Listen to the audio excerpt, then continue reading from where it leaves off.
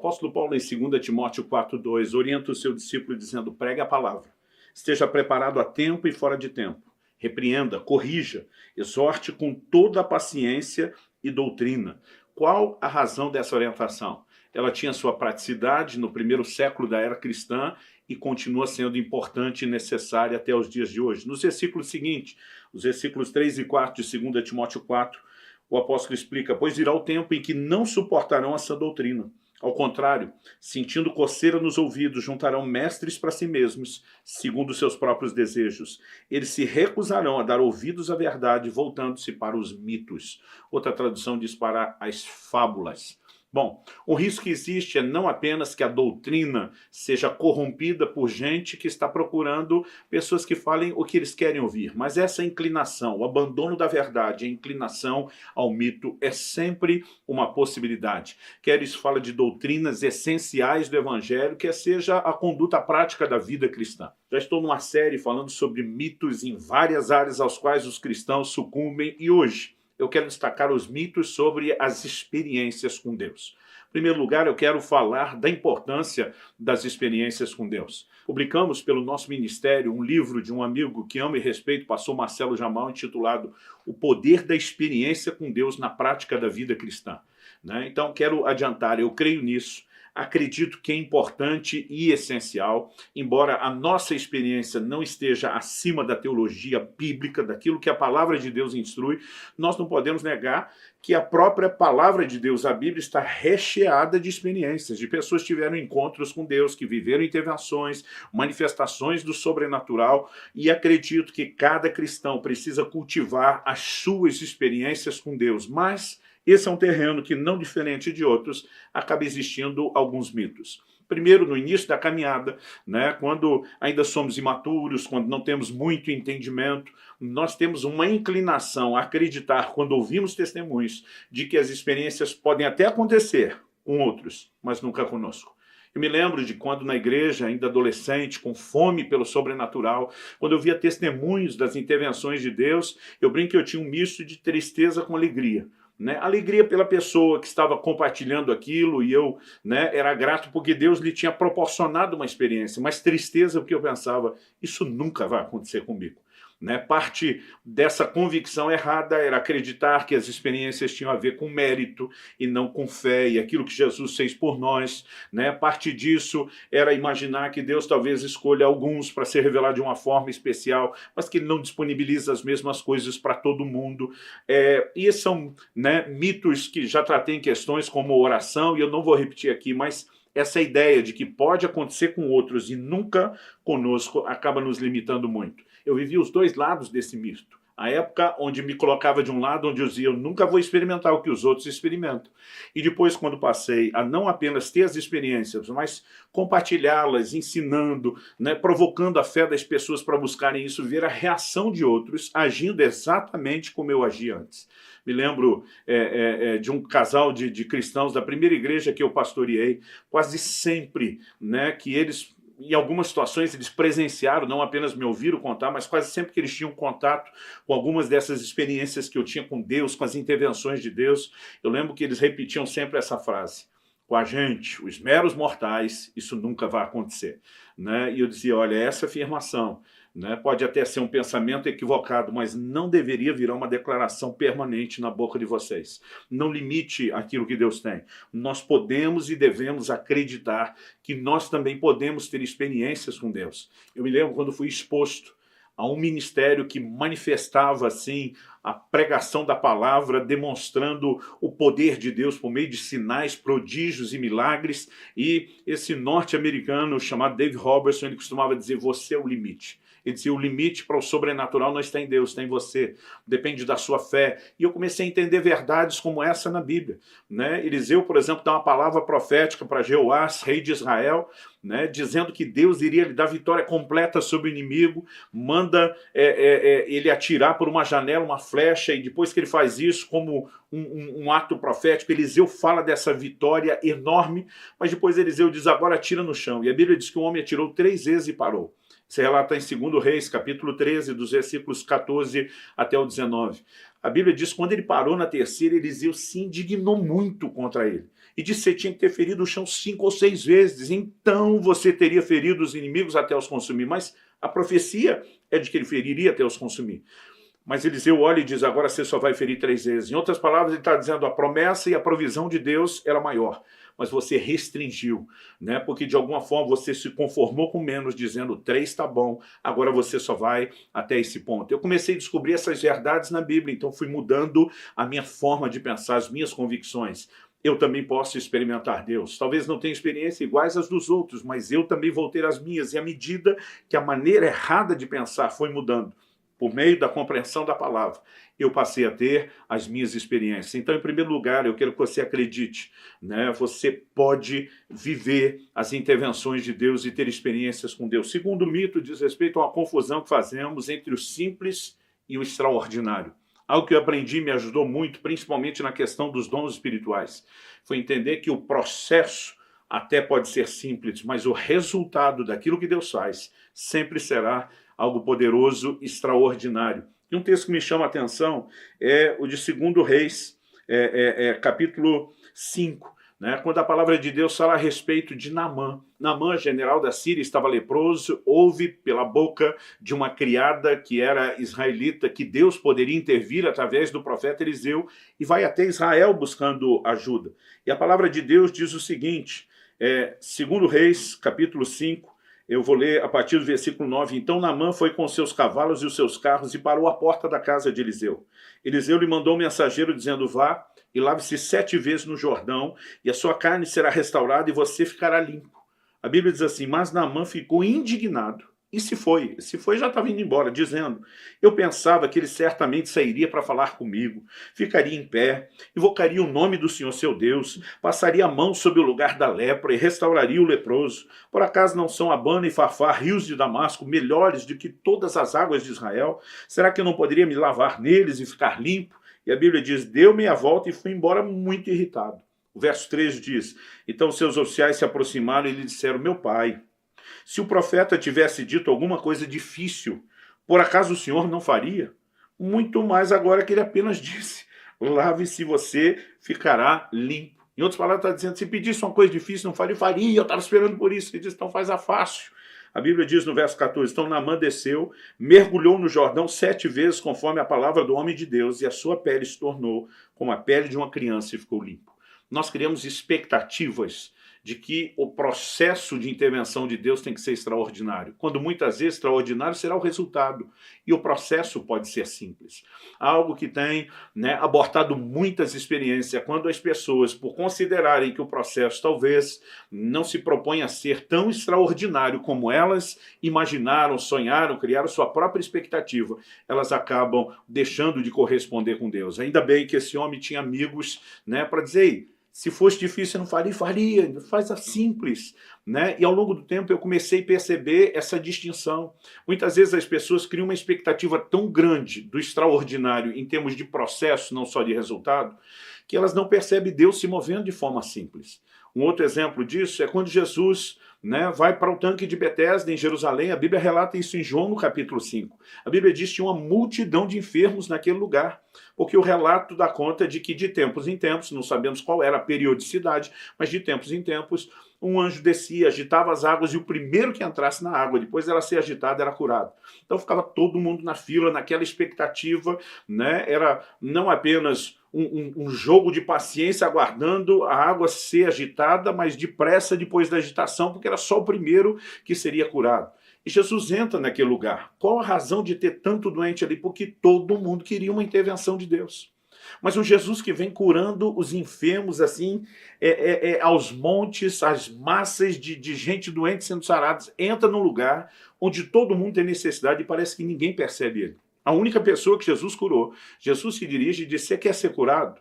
A Bíblia fala de um paralítico e responde, eu quero, mas normalmente quando a água é agitada, alguém chega antes de mim. O que a gente percebe é que todo mundo estava olhando ou para cima, esperando ver anjo, ou para a água, esperando ver o movimento, mas eles não percebem a presença de Jesus andando de forma simples no meio deles. E acredito, seja na nossa vida diária com Deus, seja em cultos ou reuniões, muitas vezes porque nós criamos uma expectativa de que o processo tem que ser extraordinário, nós deixamos de reconhecer Deus se movendo de forma simples. Quando Elias estava na caverna, a Bíblia diz que houve terremoto, houve fogo, houve vento forte, Deus não estava em nada daquilo. Não significa que de vez em quando ele não venha dessa forma.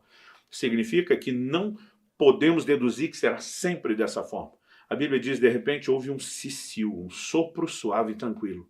E nessa brisa mansa, Deus se manifestou e Deus falou. Nem sempre Deus vai chegar, em termos de processo, com estardalhaço, com barulho, com agito, mas nós precisamos entender que, ainda que o processo seja simples, nós podemos viver resultados extraordinários. Muitos milagres que eu recebi, muitas orações respondidas, muitas intervenções de Deus aconteceram de formas muito simples.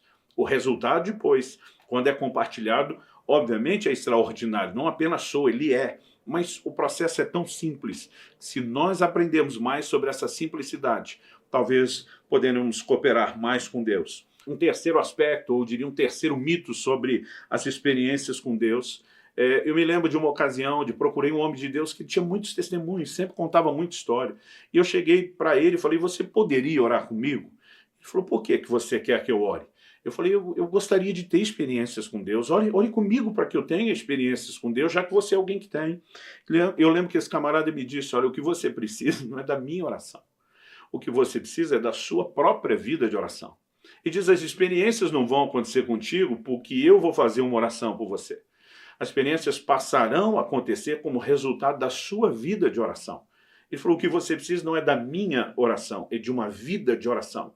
E a verdade é que muitas vezes nós queremos o caminho mais fácil, nós queremos o atalho, nós queremos receber um download gratuito através, da oração de outros, sem que a gente necessariamente se posicione ou busque ao Senhor.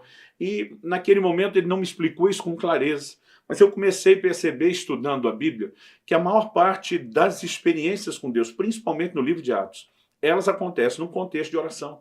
Atos 2, dia de Pentecostes, a Bíblia diz que os discípulos perseveravam unânimes em oração. Aquilo foi resultado de uma vida de oração. Atos 3, um paralítico curado à porta do templo. A Bíblia diz Pedro e João iam como que de costume ao templo, à hora da oração. Eles estavam naquela vida de oração diária e mais uma vez isso acontece. Atos capítulo 4. Novamente todos são cheios do Espírito Santo. A Bíblia diz que tremeu o lugar onde eles estavam reunidos. O que é que eles estavam fazendo? A Bíblia diz que unânimes levantaram a voz a Deus em oração. E a lista segue. Você pode, por exemplo, olhar para Atos 10, quando o anjo aparece para Cornélio com ele orando. Quando Pedro está orando no telhado da casa e tem uma visão. Nós podemos falar de Atos 9. O apóstolo Paulo, depois de convertido, fica 3 dias trancado num quarto, sem comer nem beber, orando. E o Senhor fala com Ananias e diz, olha, eu já dei a ele uma visão de um homem chamado Ananias indo impor as mãos sobre ele para que ele volte a ver e seja cheio do Espírito Santo. E à medida que seguimos o livro, nós percebemos as experiências, elas vêm por conta de uma vida de oração. Em vez de pedirmos que outros orem, nós deveríamos nos dedicar a orar mais. E inevitável, consequentemente, as experiências, elas vão acontecer. Em último lugar, um pouco associado a isso, que muitas vezes queremos receber através das pessoas o que poderíamos receber diretamente de Deus, seja pedindo uma oração para ter experiência, em vez de termos a vida de oração. Um outro erro que eu quero classificar como um mito diferente, embora assim um primo muito parecido com o que eu falei, diz respeito à questão da transferência de unção e de dons. De vez em quando as pessoas chegam e me perguntam, pastor, o senhor acredita em transferência de unção, em transferência de dons? Eu digo, claro que sim. Está na Bíblia. Por exemplo, 1 Reis 19 diz assim, Elias saiu dali e encontrou Eliseu, filho de Safate, que estava lavrando com 12 juntas de bois adiante dele. Ele estava com a 12ª junta. Elias passou por ele e lançou seu manto sobre ele. Há um simbolismo por trás de lançar o manto. O manto representava a autoridade, a unção, tanto que quando Elias sobe, o manto cai e Eliseu fica com ele, o mesmo Eliseu que tinha dito, eu quero porção dobrada do Espírito que está sobre você. Quando chegamos no Novo Testamento, então nós temos referências ainda mais abundantes. Por exemplo, em Romanos capítulo 1, verso 11, Paulo diz, eu anseio vê-los, a fim de compartilhar com vocês algum dom espiritual para fortalecê-los. Dons espirituais podiam ser compartilhados. A prova disso é que Paulo, em 1 Timóteo 4,14, diz ao seu discípulo, não seja negligente, para com o dom que é em ti, o qual te foi dado por meio de profecia e imposição de mãos do presbitério. Então, aqueles irmãos impondo as mãos, falando algo da parte de Deus, comunicaram e transferiram um dom a Timóteo. Logo depois, na segunda epístola, Paulo faz menção de novo de um dom que foi transmitido por imposição de mãos e não parece ser o mesmo, porque a experiência aqui parece ser descrita de forma diferente. Paulo diz a Timóteo: reaviva o dom que é em ti, o qual te foi dado pela imposição das minhas mãos. Agora não era o presbitério com profecia, era Paulo dizendo as minhas mãos. Isso me faz entender que temos pelo menos 2 dons distintos comunicados a Timóteo por meio da imposição de mãos. Então, quando as pessoas me perguntam: o senhor acredita nisso? Minha resposta: claro que sim, mas eu já sei o que é que vem depois da pergunta. Então, o senhor pode impor as mãos sobre mim e orar por transferência de dons e de unção? E eu digo, aí já é outra conversa. Porque nós não podemos acreditar que algo que Deus nos deu seja nossa propriedade e a gente decida o que fazer com aquilo. Né? Eu não posso olhar para alguém, porque fui com a cara da pessoa e dizer: vou te dar um pouco daquilo que Deus me deu. Não é decisão nossa. Deus pode até nos usar para transferir. Então, por exemplo, Elias só foi lançar a sua capa sobre Eliseu por uma direção de Deus. Nós não vemos isso ao longo da Bíblia, todo mundo lançando capa sobre todo mundo à torta e à direita de forma generalizada. Aliás, me lembro de uma ocasião, né, que eu tive a oportunidade de conversar com o evangelista Ryan Bon, que hoje já está com o senhor, é considerado um dos maiores evangelistas da história, e eu lembro que em algum momento, dando uma de oportunista, eu falei para ele: o senhor não poderia impor as mãos sobre mim, né, e orar por transferência de dons, de unção? E ele sorriu para mim e falou: na verdade, você não precisa disso. E ele me citou o texto de Atos 2, no dia de Pentecostes. A Bíblia diz: foi vista sobre cada um deles uma chama. Ele diz: cada um tem a sua própria chama. Ninguém precisa da chama do outro. Ele disse: se existe algo na minha chama que deva ser parte da composição da sua chama, então Deus nos dirige a compartilhar isso. Mas sem que Deus dirija, a gente não precisa fazer das pessoas a fonte. A fonte é o nosso Deus. E eu aprendi a minha lição. E a partir daquele dia comecei a manter a mesma coerência, né? Da mesma forma como me foi instruído. Em vez de me ofender com aquilo, né? Eu fui grato a Deus pela verdade, pela sinceridade e honestidade daquele homem que me ajudou a entender algo. As pessoas não são a nossa fonte é Deus.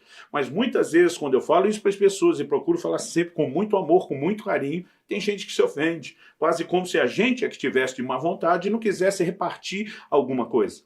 Quando Paulo diz que houve transferência de dons para Timóteo, ele fala de imposição de mãos e profecia. O que é a presença do profético? É Deus direcionando algo.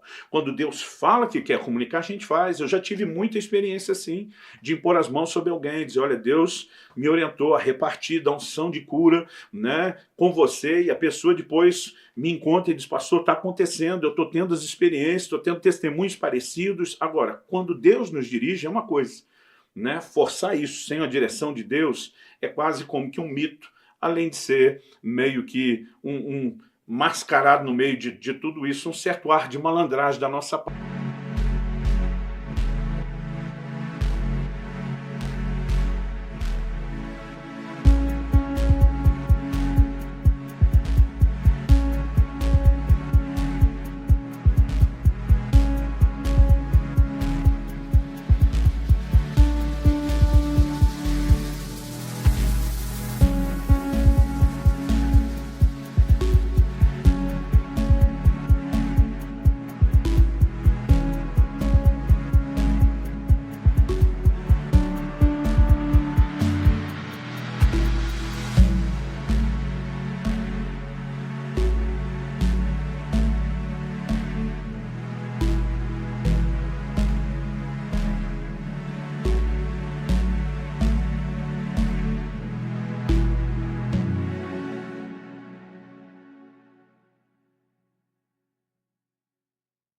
Parte de querer resolver tudo por um download gratuito, rápido, o que deveria ser parte de uma busca a Deus. Então, quero te encorajar. Quando Deus quer falar conosco, Ele sabe nos achar aonde nós estamos.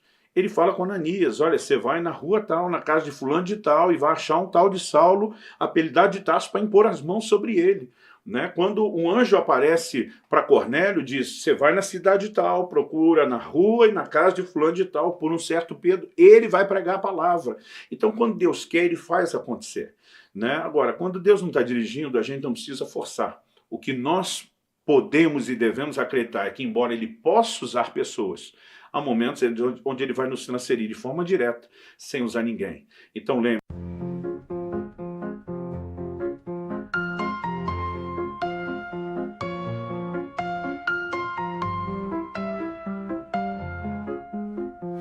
Dancing in the night, lost in rhythm tight. Heartbeats take the flight, love sparks ignite.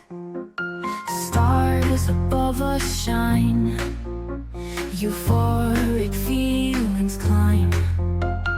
Held in beats of time, harmony so fine. Symphony of love in the sky above. We become the dove, fly and join my love. Moonlight on our skin, where dreams do begin. Melodies within, hearts forever kin. In the rhythm's trance, every step's a dance. Mystery, romance, chance and circumstance. Symphony of love in the sky above.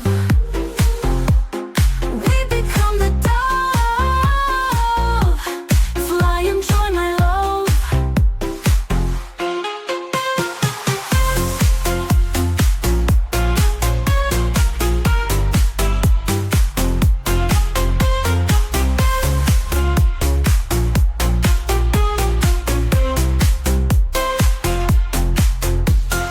In the rhythm's trance, every step's a dance. Mystery, romance, chance and circumstance. Symphony of love in the sky above. We become the dove, fly and join my love.